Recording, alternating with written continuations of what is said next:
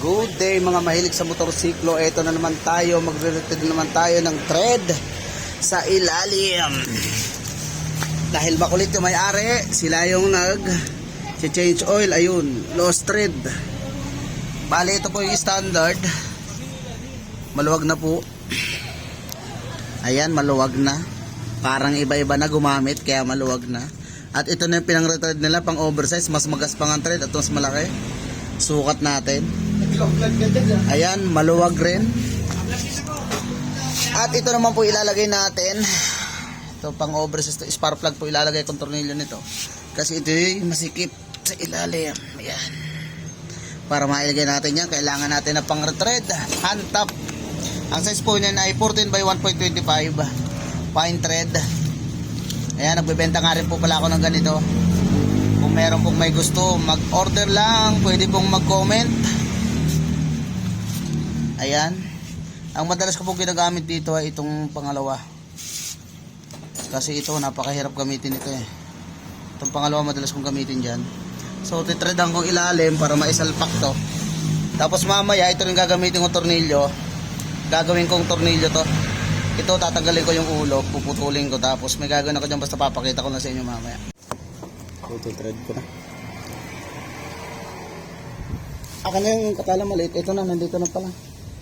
Laki ah. So, yung number 3 muna ang tirahin natin. So, malaki na yun.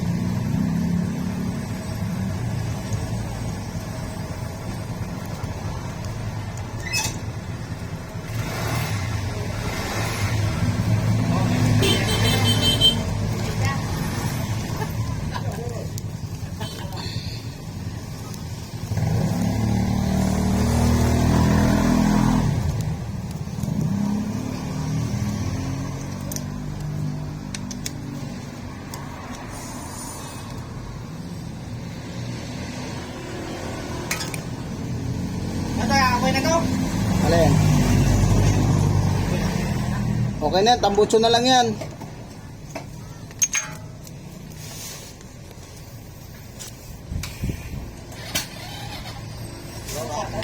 Sipain mo lang.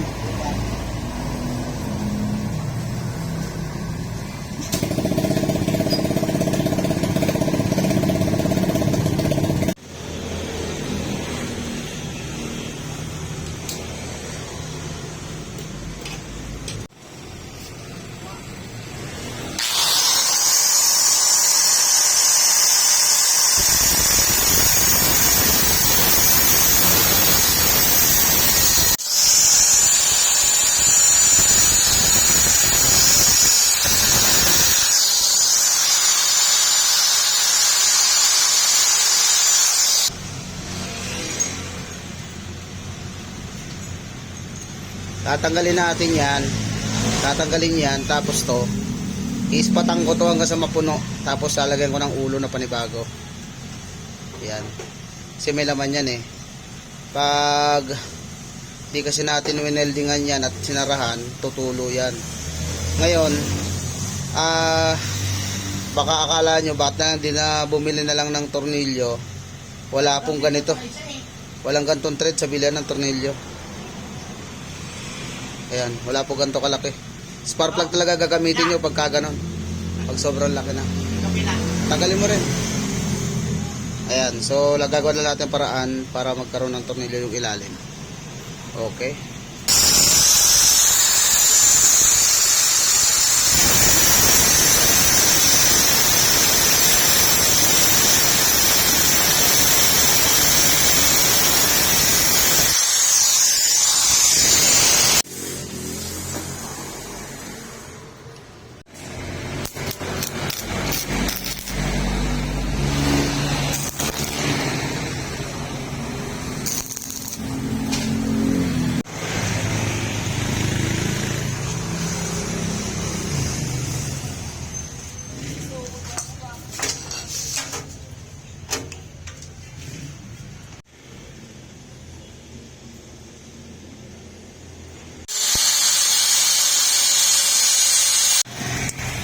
At ito na, finished product na tayo guys. Ito na spark plug kanina na ginawa ko. Ayan yung ulo. Ginawa ko 17 pa rin para dati pa rin. Oo, ano? Drain plug. At tinanggal ko na rin yung dulo. Yung nakabaluktot sa ibabaw. Okay, sukat na natin.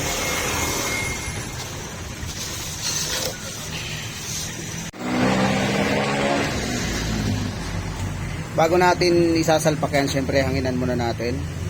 Para yung mga dumi sa ilalim mga ribaba tumalsik. Ayan, nilagyan na ng basahan. At dahil dinrain ko na to, wala naman tubig, diniretso ko na. Ayan, talsikan yung mga ribaba Punasan muna natin bago natin salpak, syempre. Ayan na guys. So, tatry natin yung ginawa nating spark plug na pinang oversize. Ayan. Kailangan kamay nyo malambot lang muna yan. Ayan, pantay na pantay po yung pasok nyan. Ilawan natin para kitang kita nyo. Okay, lobat na yung battery ko kaya hindi natin mailawan. So ayan, siniksik ko na. Ayun, sinagad ko na. Ganda ng lapat guys parang original guys. Ayan, syempre ipitan natin. Tignan natin kung kasya yung 17. Ay, kasya, sakto guys. Tapos ipitan lang natin ng bagya syempre. Alright, okay na yan guys. So ayan na. Okay na yung na-return natin. Tignan natin kung walang tulo. Ayan, sinalin na natin. Yung dating langis lang sinali natin. Ayan dating langis lang kasi bago pa daw yun Derulo yung ginamit natin. Shout out sa mga Derulo 5 bucks. Shout out kay Derulo 5 bucks. Okay. At titignan natin kung may tagas ba o wala. Ipitan muna natin. Sa mga gusto pong magre-thread, mag-comment lang po kayo. Magpare-thread pala, mag-comment lang po kayo sa baba. Ayan, at titignan natin yung ilalim kung may tagas ba. So far, so good. Walang tulo, walang tagas. At yun na nga po, in-start na nga po. At lobat. Okay, one click. Shout out sa iyo mga tropang pahulugan, mga pampanggenyo. Okay na po yung motor nyo. Pwede na pong kunin. Bali ginawa pala natin dito guys. Yung sa spark plug in oversize kasi naputol yung original. Naisalpak po na nakatabingi. Return din po yan. Binaklas ko po yung ulo nyan kasi hindi po kayang tukutin. Matigas kasi masyado. Tapos yung sa ilalim nya, eto. Unang pang oversize, mas magaspang ang thread kaysa dun sa original. Okay, tapos ang nilagay natin, mas malaki dito, yung spark plug po ng mga Dituti. Mga Dio, Kawasaki na mga Dituti. Yung po yung nilagay natin spark plug. Ginawa lang po natin yung ulo. Ayan po. Okay na po naman.